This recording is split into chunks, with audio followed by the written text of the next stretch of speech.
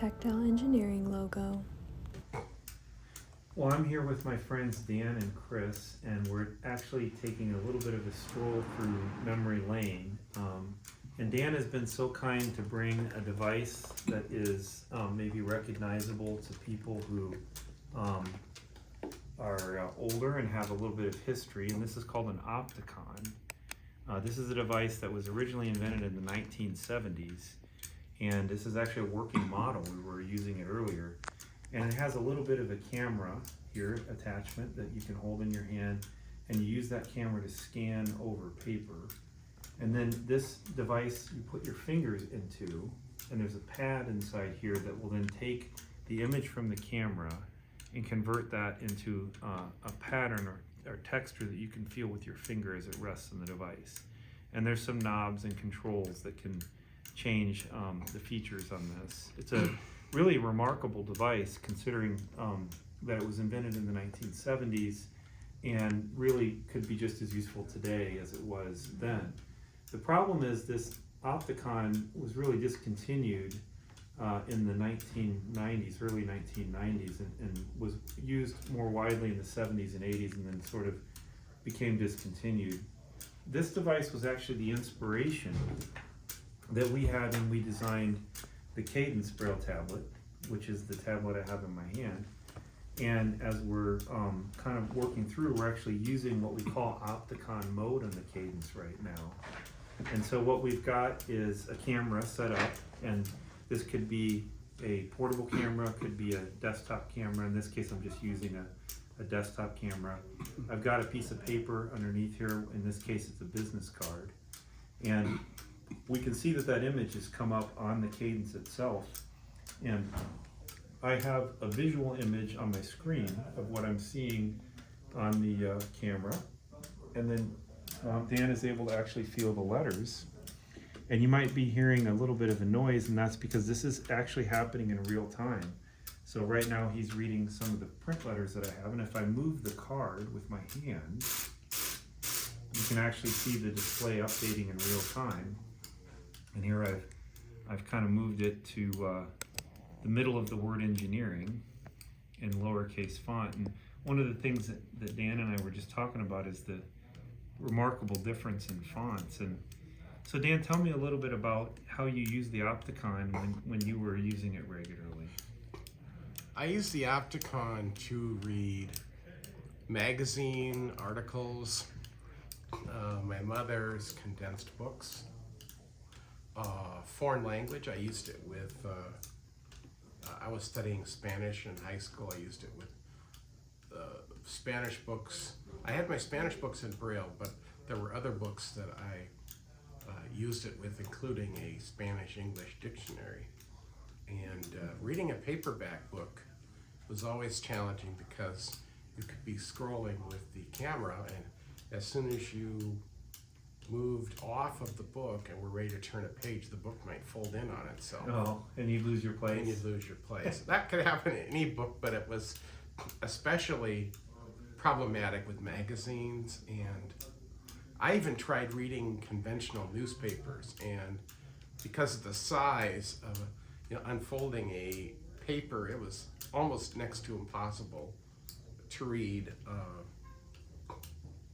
a newspaper. One of the things that the training course emphasized was hand coordination with the camera, so that you could move in a straight line to read a line of text and then go back to the left of the book, magazine, or whatever you were reading, and then move down and read the next line. So you were learning to scan or track the print as it was printed on the page. Correct.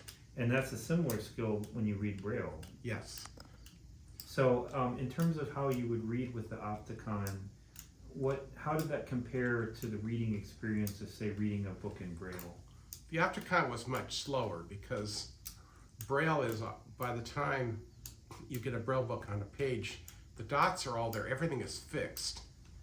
So the skill you need, I wish I had hard copy Braille with me to compare. There's books right We'll hand you a book here Okay. to take a look at it. I think you're Okay. going to get a chapter of the Bible.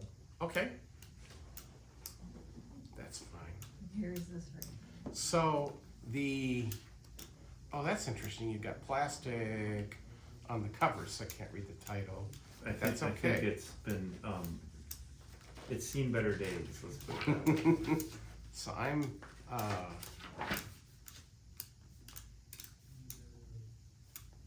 I am reading, and because the text is already there, all I have to do It's just scanned. is scan. And you can read pretty fast.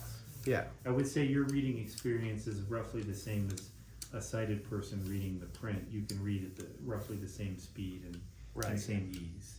Yeah, some blind people read with two hands. I was never taught that, and I was not, no one ever insisted that I read that way. I attended the Washington State School for the Blind, and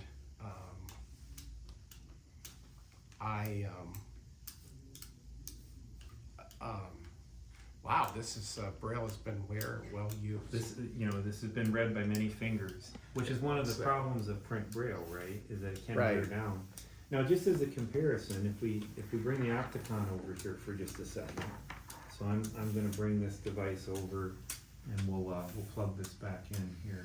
And it's interesting, I'm reading quite rapidly. You were reading quite rapidly, And I don't lose my finger because I've learned, one of the things that people tell me who are learning Braille is they say they have a problem tracking, and that's something I take for granted. I don't even think about. Right, you've developed a good skill. Right. So how about we set the Braille book aside for a second, Chris, if you don't mind? Sure. All right. And I'm gonna just set the Optacon down here in front of you, okay? Okay, And then I've got the camera that I'll give you here in your hand. okay, And you can demonstrate on the paper that's next to how you would typically use an Optacon. And okay. I'll just give you a one-page sheet here. Yeah. Let's see, is it turned? Let's see. And have to turn it on. Now I warn the audience that this makes very annoying noises Yes. to read. So, And Chris, you can help him hold that page steady. How's that sound? so I'm placing the first thing an Optacon user needs to learn is recognition of text. What is under their fingers? And let me see, I'm gonna have to adjust some. Oh, I turned. I was adjusting the. Sensitivity. Oh, that's the intensity. I was adjusting the threshold so I could distinguish. As I'm moving, I'm not seeing pins changing. So my guess is I have the threshold set too high. So I'm turning it down, and I'm trying to see If there's a sweet spot if there. there's a sweet spot, or even if I can't even tell if text is changing. Let me turn it down a little bit.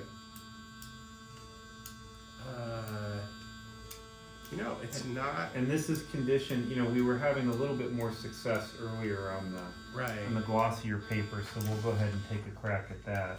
Yeah. We'll bring you over kind of here. The challenge is that I learned, now it's refreshing, I learned to read 40 years ago, and for many years I didn't have an Optacon, so the skills I had when I started learning how to use it, I've lost.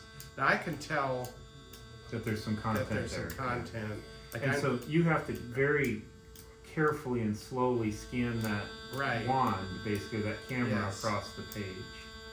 Right, and part of the skill is Is even just knowing what line you're on. knowing what right? line you're on, and also coordinating between your hands so that your camera Yeah, you moves logically, and then And then you're feeling with you're your finger. feeling what the camera is, It's almost what you like, think it's supposed to see. like playing a musical instrument. almost. Correct, it is. So let's turn off the Optacon for a second, and then Okay. we'll kind of compare or contrast this now that we've looked at those two methods. We have the Cadence in front of us, and what I'm going to do is I'm just going to go ahead and we'll go to the main menu here of the Cadence. So we have 4 of these set together so that you can read them right in front of you. Okay. And if we go out to this main menu, you should have some Braille that you can read with your fingers. Right, home, graphics, multimedia, office. Now you're reading that very quickly. Right. And so to me, that seems more similar to the paper experience. Yes, it is. But what's interesting is we have the ability not only to do the paper, but to do the graphics. And so as an experiment here, what I'm going to do is I'm going to open a drawing program, and I'm going to draw a picture for you. I'll start with a blank slate. Okay. And I'm just going to draw a shape, and we'll see if you can determine what shape that is. Now what you're hearing is me moving my cursor. Right. And you know, I'm not the world's best artist, but we'll see what we can do. I see a square. You got a square. Right. So it's interesting in that this device sort of bridges the gap, I think, a little bit between the Optacon and the paper Braille to try to provide that functionality in both ways. How have you liked experiencing the Cadence so far? It's been fantastic. The number of things that I am able to do is exponentially more than an Optacon or any, unfortunately I don't have a single line Braille display to show you in a video, but this device offers the experience that we've been wanting with a Braille display with multiple lines. It offers that possibility, plus the possibility of viewing graphics, which up until now has been something that blind people have just simply not been able to do. The Optacon was the closest equivalent, but the amount of information you could see on an Optacon at a time was very limited. And in order to consume a lot of data using an Optacon, you had to be very coordinated to move your whatever hand you chose to use for the camera to move around. Right. And trace the shape. It was almost like there are some displays in museums that may have raised print, and if you're reading it, you do the same thing, except that because the raised print is static, it's a lot easier to coordinate your fingers to read it. Whereas the Optacon, the text is moving. So now you have kind of a difficult problem. And what we've tried to do here with the Cadence is to allow the device itself to be static, and for you to have your fingers on the device while you're doing things, so that you can think about both hands working at once to read and not be worried about coordinating. And as an example of a single line display, actually we have a display from Innovision here. I'll just put in your hand. Oh. This is, I don't know that it's turned on, but it gives you an idea, and this is for the viewer. You can see that it's a fairly large device to have one line of Braille cells at the top, and that is basically enough to read, maybe 20 characters or so. And so the idea is that, most historical Braille displays have this kind of one line that you're scanning right there. The dots would move up and down, and you would not be able to really do a lot. And I'll take this one back here. Which device is this? This is called the Innovision. I don't know where we got this. Braille Me Innovision. Oh, that's an Indian company. I've wanted to see. This is the first time I've seen this device. Well, there you go. I don't know if it's currently available. I think maybe so, but there's a number of these, and you're sort of a historian or a collector of Braille displays in a sense, right? Yes. You've got a lot of Braille under your belt, and I wanted to show one other feature that we enjoyed earlier. I'm just going to do a simple animation here, and I'll do a bouncing ball. And Cram it in ball larger so you can track. so it was, and I don't believe that this type of animation would be possible on a regular Braille display. No, it wouldn't. I mean, we do not have multi-line Braille displays in general circulation yet. This is a new frontier, and not only that, but the screen reader vendors who write the software that sends information to the Braille display are just beginning to grapple with how they're going to handle multiple lines. Well, that's a good point, and I'll go ahead and go back out to the menu here. And I think one of the things we also worked on today is we demonstrated how the Cadence could connect with the screen reader to actually showcase multiple Braille lines and to even display images like on a web page, for example, which is a real challenge. I think we looked at the McDonald's logo, as a matter of fact. Right. And you have some experience with McDonald's, like all of us, I'd say, but maybe a little bit more in your case, having had some exposure to McDonald's earlier in your career. Right. And then the other point that I think is just kind of interesting is we did connect it to your phone, and you were pointing out that having a small Braille device like the Cadence connected to your phone was helpful because, for example, if you wanted to look at your information in my chart, your health information, you could do that privately without having it read out loud to whoever happens to be standing nearby. So I think that's just kind of an interesting history lesson. We reviewed sort of the differences between paper Braille and the Optacon, a really wonderful device that was invented in the 1970s. Some examples of a conventional Braille display, which is generally one line of text, and then the new device, the Cadence, here as I hold in my hand, which has got a surface that has multiple Braille lines and can do graphics. And Dan and Chris, thank you so much. This has been a wonderful lesson and stroll down memory lane. You're welcome. Tactile engineering logo and website link.